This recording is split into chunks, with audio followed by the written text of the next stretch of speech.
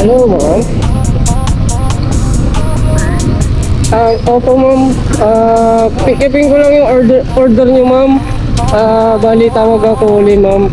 Pagkatapos ng pick up ko, daling ko na po dyan, ma'am. Sige po. Salamat po.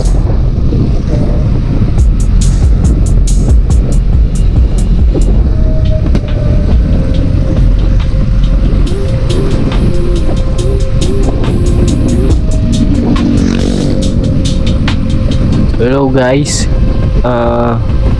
ito na po yung episode 2 ng Delivery Rider, Easy Man Delivery Rider Motovlogging.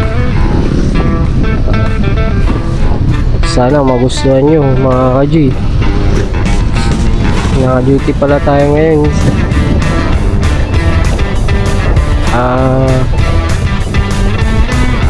Sa mga gustong pumasok sa Easy Man, ano siya, apply lang po kayo sa Rizal Street. Tanong nyo lang po doon, magtanong-tanong po kayo kung saan po yung Easy Man. Alam nila po kasi kilala si Easy Man dito sa Dagupan.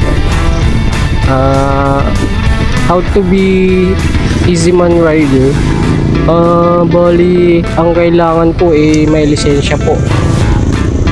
May lisensya, may ORCR ang motor, nakarehistro, tsaka barangay clearance, police clearance. Ayun lang po. At si Sir Genesis na po ang bahala sa inyo kung paano kayo i-approach bilang nag-apply na as a rider. Yun po. Madali lang po makapasok. Wala na pong ibang screening na gagawin. Bali, i-explain lang ni Sir Genesis yung mga bawal, yung mga dapat gawin. Ayun po. And then, pasok na po kayo kaagad. Pwede na kayo mag-duty anytime. Sa ano naman po, sa schedule naman po, meron namang pang umaga, may pang gabi. Pero kung kaya nyo umaga o gabi, pwede po. Kahit anong oras.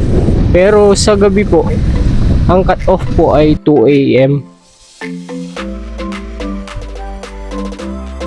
Kaya mga ka-G, apply na tayo sa Easy Man. Maging rider tayo.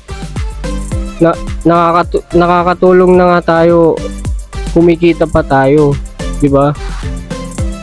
Kaya ang kagandahan kay Easy Man naman, meron siyang insurance. Pag kunyari na disgrasya ka, lahat ng bill mo, resibo mo sa hospital, pwedeng ibalik ni Easy Man. Yun ang sabi ni Sir Genesis sa akin. In-explain niya sa akin kung nung pumasok po ako dito sa Easy Man. Kaya napaka ganda po ng patakaran ng Easy Man. At nandito na po tayo sa pagpipick upan po natin ng order. Mag-aantay lang po tayo dyan.